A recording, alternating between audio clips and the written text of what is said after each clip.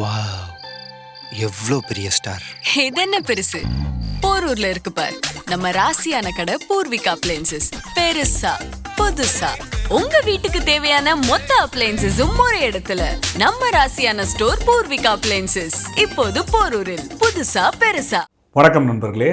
இன்றைக்கி நம்ம ரொம்ப முக்கியமான ஒரு சில விஷயங்கள் பார்க்க போகிறோங்க. ஆனால் அதுக்கு முன்னாடி ரொம்ப ஒரு துயரமான ஒரு சம்பவம் வந்து மலேசியாவில் நடந்திருக்குங்க. அதாவது மலேசியாவோட ராயல் நேவியை சேர்ந்த 10 வீரர்கள் வந்து இப்போ சமீபத்தில் ஹெலிகாப்டர் ஆக்சிடெண்ட்டில் இறந்துருக்கிறதா அறிவிச்சிருக்காங்க. ஏதோ அவங்க வந்து ஒரு ரெஸ்கியூ ஆப்ரேஷன்லேயோ இல்லை வேறு ஏதாவது ஒரு காம்பேக்ட் ஆப்ரேஷன்லேயோ வந்து இந்த மாதிரியான ஒரு சம்பவம் ஏற்படலை. மே 3ஆம் தேதி 5ஆம் தேதி வந்து இந்த ராயல் மலேசிய நேவியோட 90வது ஆனிவர்சரியை ஒட்டி செலிப்ரேஷன் ஈவெண்ட்டுக்கான ஒரு ரிஹர்சல் நடந்துகிட்ருக்கு. நம்ம ஊரில் ரிப்பப்ளிக் டே வந்து பரேடுக்கு முன்னாடி ரிஹர்சல் பண்ணுவாங்க இல்லையா? ஸோ அந்த மாதிரி ரிஹர்சலில் வந்து நிறைய ஹெலிகாப்டர்ஸ் வந்து அதில் கலந்துருக்கு. அதில் குறிப்பிட்ட ஒரு ஹெலிகாப்டர்ஸ் வந்து ஓரமாக கண்ட்ரோலை இழந்து இன்னொரு ஹெலிகாப்டர் ஒட்டின மாதிரி பறந்தனால விங்ஸும் கிளாஷ் ஆகி அப்படியே கீழே விழுந்து நொறுங்கிடுச்சு. அதில் ஒரு ஹெலிகாப்டரில் 7 பேரும் இன்னொரு ஹெலிகாப்டரில் 3 பேரும் இருந்திருக்காங்க. ஸோ ஒருத்தரும் உயிர் பிழைக்கலை அப்படின்ற விஷயங்களை தெரிவிச்சிருக்காங்க இப்போ மலேசியா.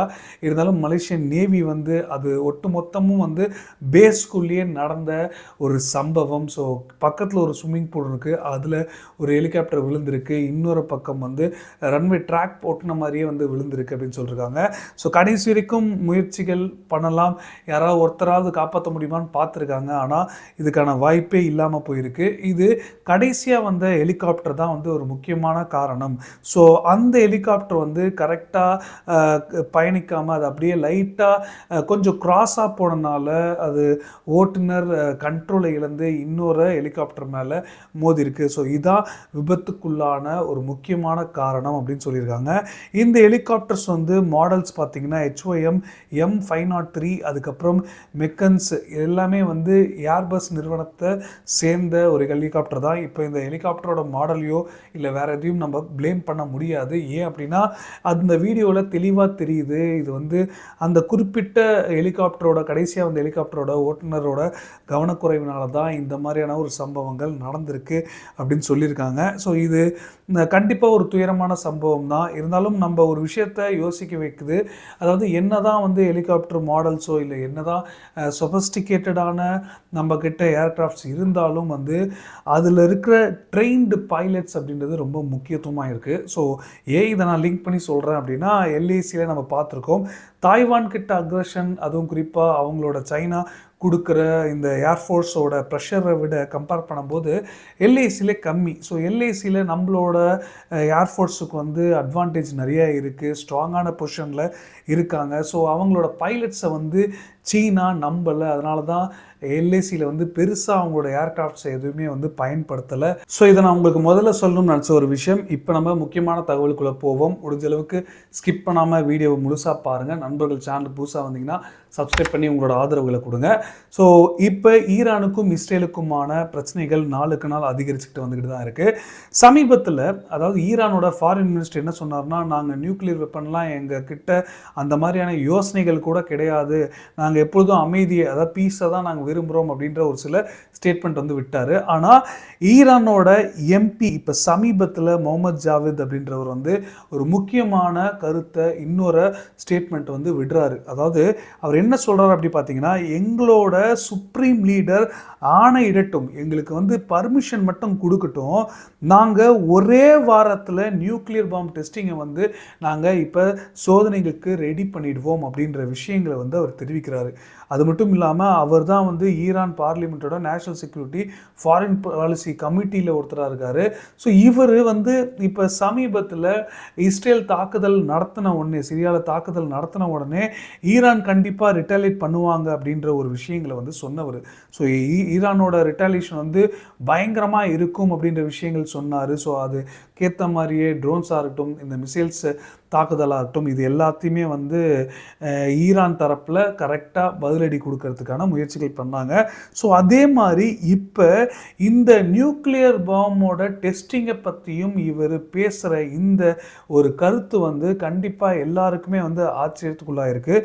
அது மட்டும் இல்லாமல் இவ்வளோ ஷார்ட் டைம் ஃப்ரேமில் வந்து இந்த விஷயங்கள் பண்ண முடியுமா அப்படின்றது ஒரு பெரிய சர்ப்ரைஸ் இல்லைங்க. ஏன்னா ஈரானை பொறுத்தளவு குறிப்பாக, ஏன்னா எப்போ அமெரிக்காவுக்கும் ஈரானுக்குமான உறவுகள் வந்து கடந்த 4 ஆண்டுகளில் இந்த விரிசல் ஆரம்பித்ததோ, ஸோ அதிலிருந்து இப்போ வரைக்குமே ஈரான் வந்து அவங்களோட இந்த நியூக்ளியர் ப்ரோக்ராமை வந்து கொஞ்சம் கொஞ்சமாக அதிகரிச்சுட்டு வந்துக்கிட்டு தான் இருக்காங்க. என்னதான் வந்து குறிப்பாக இஸ்ரேல் வந்து இதை தடுக்கிறதுக்கு பலவிதமான முயற்சிகள் ஏஜென்ட் மூலமாக நிறைய விதமான அவங்க உளவுத்துறை மூலமாக நிறையா பாதிப்புகள் கொண்டு வரணும் அப்படின்னு முயற்சிகள் பண்ணாங்க. அது பெரிய லெவலில் இஸ்ரேலால் முடியலை. இருந்தாலும் இப்போதைக்கு ஈரானால் இந்த டெக்னாலஜி ரெடிலி அவைலபிளாகவே வச்சுருக்காங்க அப்படின்றது ரொம்ப தெளிவாக தெரியுது. இல்லாட்டி இந்த மாதிரிலாம் ஒரு முக்கியமான ஒரு பொறுப்பில் இருக்கிறவர் வந்து இந்த மாதிரியான ஒரு கருத்துக்கள் விடமாட்டார். அது மட்டும் இல்லாமல் சமீபத்தில் ஈரானோட சுப்ரீம் லீடரும் ஸ்டேட்மெண்ட் விட்டிருந்தார். ஸோ அவர் வந்து இந்தளவுக்கு ஆர்ம்டு ஃபோர்ஸ் வந்து ஸ்ட்ராங்காக இருக்குது, கம்மி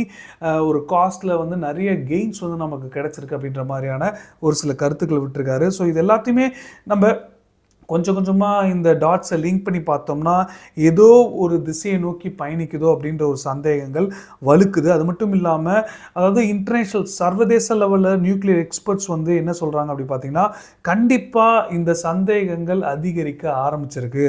ஸோ குறிப்பாக பார்த்தீங்கன்னா ஈரானோட யுரேனியம் வந்து 60% பியூரிட்டி வந்து இருக்குது அப்படின்ற தகவல்கள் வந்திருக்கு 2021. ஸோ அவங்க வந்து தெளிவாக இந்த விஷயங்களில் குறிப்பாக நியூக்ளியர் வெப்பன் விஷயங்களில் வந்து கண்டிப்பாக இதை முழுமையாக அவங்க இணைக்கணுன்றதுல தெளிவாக இந்த விஷயங்கள் இருக்காங்க. ஸோ இந்த நேரத்தில் இப்படி ஒரு ஸ்டேட்மெண்ட் வருது அப்படின்னா கண்டிப்பாக இஸ்ரேலை இன்னும் வேறு மாதிரியான ஒரு யோசனைகள் ஒரு முடிவுகள் எடுக்கிறதுக்கு தூண்டும் அப்படின்றது நமக்கு தெரியுது. ஸோ எப்படி வந்து இந்த குறிப்பாக இந்த கருத்துக்களை இன்னும் மற்ற நாடுகள் எப்படி என்டோஸ் பண்ண போகிறாங்க, இல்லை ஈரான் என்ன மாதிரியான பிளான்கள் வச்சுருக்காங்கன்றதை நம்ம பொறுத்து தான் பார்க்கணும். ஆனால் அதே சமயத்தில் பாருங்கள், கடந்த 8 ஆண்டுகளில் இல்லாத அளவுக்கு முதல் முறையாக ஈரானோட தலைவர் வந்து இப்போ அதாவது ஈரானோட பிரசிடென்ட் வந்து இப்போ பாகிஸ்தானுக்கு பயணம் மேற்கொண்டிருக்காரு. 3 நாள் பயணமாக அங்கே இறங்கியிருக்காரு. ஸோ இப்போதைக்கு அவங்க வந்து ட்ரேடும் பைலேட்ரல் கோஆப்ரேஷனுக்கும் தான் இந்த சந்திப்புகள் இருக்க போதுன்னு சொல்லியிருக்காங்க.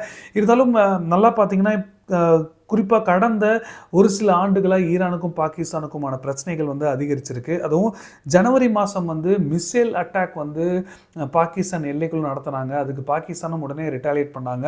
ஸோ இந்த மாதிரியான ஒரு பிரச்சனைகள் தொடங்குச்சு. ஒருவேளை பாகிஸ்தான்லேருந்து தான் இந்த மிசைல் ஏவுற விஷயங்களை வந்து ஈரான் தொடங்கியிருக்காங்களா, சோதனைகள் மூலம் டெஸ்ட் பண்ணி பார்த்துருக்காங்களா அப்படின்றது தெரியல. ஆனால் இப்போ ட்ரேட் அண்ட் பைலேட்ரல் கோஆப்ரேஷன் போது நமக்கு இன்னொரு விஷயம் ஞாபகத்துக்கு வருது. Pakistan case pipeline project. So இந்த கேஸ் பைப்லைன் ப்ராஜெக்ட் வந்து ரஷ்யா கூட ஒர்க் பண்ணிகிட்டு இருக்காங்க, வேலை பார்த்துக்கிட்டு இருந்தாங்க. அதுவும் வேலைக்கால இன்னும் மற்ற நாடுகள்கிட்ட கேட்டாங்க, அதுவும் பாகிஸ்தானுக்கு கட்டுப்படியால். ஸோ இப்படி இருக்கும்போது இப்போ ஈரானோட ஆயில் மினிஸ்டர் வந்து இப்போ சமீபத்தில் ஒரு ஹிண்ட் கொடுத்துருக்காரு. பாகிஸ்தானும் ஈரானும் இந்த கேஸ் பைப்லைன் ப்ராஜெக்டை கொண்டு வர முடியுமா, ஏதாவது ஒரு சாத்தியக்கூறுகள் இருக்கான்றதுக்காக வேலை பார்த்துக்கிட்டு இருக்காங்க அப்படின்ற விஷயங்கள் சொல்லியிருந்தாரு. ஸோ இது ஒருவேளை பேச்சுவார்த்தைகளில் வைக்கலாம் அப்படின்ற ஒரு சில கருத்துக்கள் வெளியில் வருது, பார்ப்போம். ஆனால் ஒருவேளை ஈரானோட கேஸ் பைப்லைன் ப்ராஜெக்டை வந்து பாகிஸ்தான் ஒன்றிணைஞ்சு தொடங்கினாங்கன்னா யூஎஸ் ஏற்கனவே மிரட்டியிருக்காங்க பாகிஸ்தானை. இந்த மாதிரியான ஒரு ஐடியா இருந்ததுன்னா கண்டிப்பாக பாகிஸ்தான் யூஎஸோட சாங்ஷன் ரேடாருக்குள்ளே வருவாங்க அப்படின்னு. ஸோ பாகிஸ்தான் என்ன முடிவுகள் எடுக்க போகிறாங்க அப்படின்றது நம்ம பொறுத்திருந்தான் பார்க்கணும். ஸோ இது தொடர்ந்து இன்னொரு ஒரு முக்கியமான ஒரு தகவலோட நான் முடிக்க விரும்புகிறேங்க. அதாவது நமக்கு பொதுவாக இந்தியாவிலேருந்து ட்ராவல் பண்ணுற எல்லா இந்தியன்ஸுக்குமே வந்து இந்த ஷெங்கன் வீசா அப்படின்றது வந்து ரொம்ப கொஞ்சம் கடினமாகவே இருக்கும் அவங்களுக்கு வாங்கிறதுக்கு. அது டூரிஸ்ட் வீசா கூட அதுக்கு ஒரு சில ப்ரொசீஜர்ஸ் வந்து இருக்குதுன்னு சொல்லுவாங்க. ஸோ யூரோப்புக்கு ட்ராவல் பண்ணுறதுக்காக இந்த ஷெங்கன் வீசா வந்து வாங்குவாங்க. ஸோ இப்போ யூரோப்பியன் யூனியன் வந்து டெலிகேட்ஸ் இருக்காங்க பாருங்கள், இந்தியா கிட்ட ஒரு முக்கியமான ஒரு சில விஷயங்கள் பேச்சுவார்த்தைகளில் வச்சுருக்காங்கன்னு சொல்லப்படுது. அதாவது 5 years multi entry Schengen visa ப்ரோக்ராமை வந்து கொண்டு வர போகிறாங்கன்னு சொல்லப்படுது. ஸோ 5 வருஷம் கொடுத்துலாம். பொதுவாக இதுக்கு முன்னாடிலாம் ஷெங்கன் விசா வந்து விசிட்டர்ஸாக இருந்தால் 3 மாதம் கரெக்டாக இந்த டேட்லேருந்து இந்த டேட் வந்து நீங்கள் டிக்கெட் புக் பண்ணியிருக்கீங்கன்னா கரெக்டாக ஒரு வாரம் முன்னாடி ஒரு வாரம் பின்னாடின்ற மாதிரி தான் வந்து அவங்க விசா கொடுப்பாங்க. இப்போ 5 இயர்ஸ் மல்டி என்ட்ரி சிஸ்டம் வந்து இன்ட்ரடியூஸ் பண்ணுறாங்க. இது கண்டிப்பாக யூரோப்போட பொருளாதாரத்துக்கு குறிப்பாக டூரிசமை வந்து இந்தியன்ஸ் அதிகமாக பயன்படுத்த ஆரம்பிச்சிட்டாங்க. அதை டெவலப் பண்ணுறதுக்காக கூட இந்த மாதிரியான விஷயங்கள் இருக்கலாம். இல்லை யூரோப்பில் விசிட்டர்ஸ் அதிகமாக இருக்காங்க. ஸோ விசிட்டர்ஸ் வந்து பார்க்குறதுக்கு கண்டிப்பாக அவங்க செலவு பண்ணி தான் ஆகணும். ஸோ இதுக்கான ஒரு காரணமும் இருக்கலாம் அப்படின்ற விஷயங்கள் சொல்லப்படுது. ஸோ இப்போதைக்கு குறிப்பாக ஷெங்கன் விசா அப்ளை பண்ணுறவங்க இந்த ப்ரோக்ராமில் அப்ளை பண்ணி அவங்க நம்பர் ஆஃப் என்ட்ரி வந்து இந்த 5 வருஷத்துக்குள்ளே அவங்க கொடுக்கலாம். ஸோ விசா ஸ்டாம்பிங் பண்ணலாம் அப்படின்ற ஒரு சில முடிவுகள் எடுத்துகிட்டு வந்திருக்காங்க யூரோப்பியன். ஸோ அவங்களோட இந்த ட்ரேடு விஷயங்களில் குறிப்பாக இந்தியாவுக்கும் யூரோப்புக்குமான இந்த வர்த்தக ரீதியான ஒரு சில வேலைகள் நடந்துக்கிட்டு இருக்குது. அதில் இதுவும் ஒன்று அப்படின்னு நமக்கு தெரியுது.